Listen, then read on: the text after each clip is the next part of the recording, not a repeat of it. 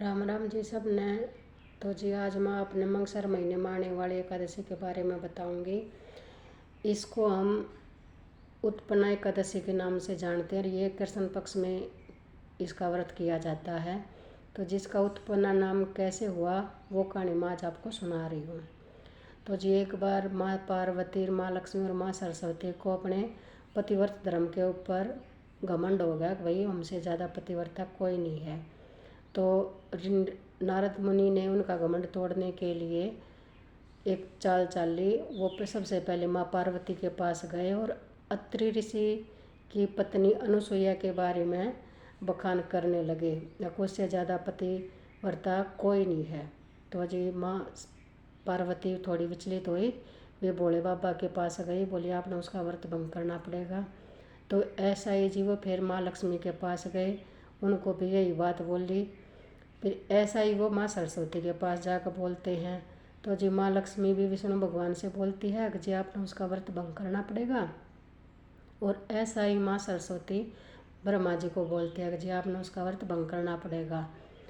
तो तीनों भगवान मजबूर होकर गए पृथ्वीलोक पे और अत्रि ऋषि के आश्रम के पास जाकर वहाँ उन्होंने भिखारी का रूप बना लिया और भिक्षा मांगने के लिए गए उनके पास। तो अनुसुईया माँ हमेशा मेहमान को भगवान का रूप मानते हैं। खाना खिलाना तो वो बहुत ज़्यादा पसंद करती थी, भैया अतिथि का सत्कार करना। तो उन्होंने अंदर बुला लिया, बोले आओ आप स्नान करो, इतना मैं आपकी रसोई तैयार कर दूँगी। तो भगवान जी नहा धो कर बैठ गए। बोले माँ ने खाना परोस दिया अनुसुईया ने, बोली कि भाई खाओ आप खाना। बोले कि हम ऐसे नहीं खाएंगे, निर्वस्त्र होकर आप हमें खाना परोसोगी तो हम खाएंगे। तो जी अनुसुईया माँ तो भाई पतिव्रता थी, उन्होंने अपने पतिव्रत धर्म के बलबूते पर पहचान लिया कि तीनों तो भगवान है, मेरी परीक्षा लेना आए हैं। तो उन्होंने अत्रि मुनि का जल उनके ऊपर छिड़का और उन तीनों को बाल रूप बना दिया और अपना भाई छाती का दूध पिला कर पालने में लिटा दिया। तो ऐसे ही वे भगवान वहाँ खेलने लगे, वहाँ उनका पालन पोषण करने लगी। थोड़े दिन बाद माँ पार्वती, लक्ष्मी और सरस्वती को चिंता हुई कि भगवान तो अभी तक नहीं आए। तो नारद मुनि के पास गई, बोले भगवान देखे थे न कहाँ पे तीनों के तीनों। बोले कि मैंने तो माता अनुसुईया के आश्रम के पास जाते देखे थे, उन्हें तो घने दिन हो गया आए को नहीं तई। भगवान जाकर पता करो भाई क्या बात होगी।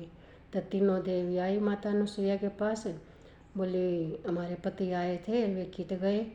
तनु बोली ये लौट रहे पालने में, देख लो भाई थारा जोन सा भी है, पहचान लो। तो माता लक्ष्मी ने भाई थोड़ा वो करके भाई मैं तो पहचान लूँगी अपने वाले ने कौन सा है।